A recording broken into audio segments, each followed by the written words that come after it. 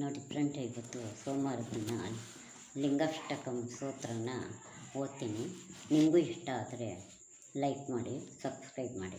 ಬ್ರಹ್ಮ ಮುರಾರಿ ಸುರಾರ್ಚಿತಲಿಂಗಂ ನಿರ್ಮಲ ಭಾಷಿತ ಶೋಭಿತಲಿಂಗಂ ಜನ್ಮಜ ದುಃಖ ವಿನಾಶಕಲಿಂಗಂ ತತ್ಪ್ರಣಮಾಮಿ ಸದಾ ಶಿವಲಿಂಗಂ ದೇವಮುನಿ ಪ್ರವರಾರ್ಚಿತಲಿಂಗಂ ಕಾಮದಹನ ಕರುಣಾಕರಲಿಂಗಂ ರಾವಣದರ್ಪವಿನಾಶಕಲಿಂಗಂ ತತ್ಪ್ರಣಮಾಮಿ ಸದಾ ಶಿವಲಿಂಗಂ ದೇವ ಸರ್ವಸುಗಂಧಸುಲೇಪಿತಲಿಂಗಂ ಬುದ್ಧಿವಿವರ್ಧನಕಾರಣಲಿಂಗಂ ಸಿದ್ಧಸುರಾಸುರವಂದಿತಲಿಂಗಂ ತತ್ಪ್ರಣಮಾಮಿ ಸದಾ ಶಿವಲಿಂಗಂ ಕನಕಮಹಾಮಣಿಭೂಷಿತಲಿಂಗಂ ಗಣಪತಿವೇಷ್ಟಿತಶೋಭಿತಲಿಂಗಂ ದಕ್ಷಸುಯಜ್ಞವಿನಾಶಕಲಿಂಗಂ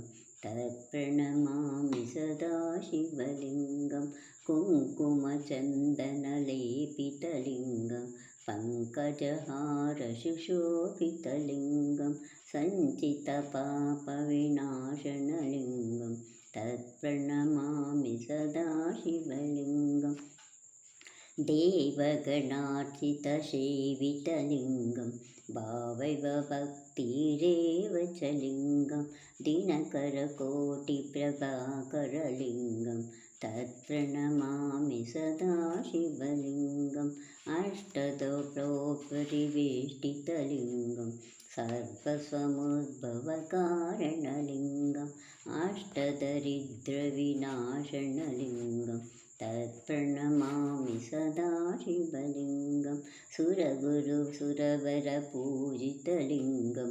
ಸುರವನಪುಷ್ಪಸದಾಚಿತಲಿಂಗಂ ಪರಂ ಪದಂ ಪರಮಾತ್ಮಕಲಿಂಗಂ ತತ್ಪ್ರಣಮಾಮಿ ಸದಾ ಶಿವಲಿಂಗಂ ಲಿಂಗಾಷ್ಟಕಮಿದಂ ಪುಣ್ಯಂ ಯಾ ಪಠೇತ್ ಶಿವಸನ್ನಿಧೌ ಶಿವಲೋಕಮಾವಾಪ್ನುತೆ ಶಿವನೇ ಸಹೋ ಮೋದತೆ.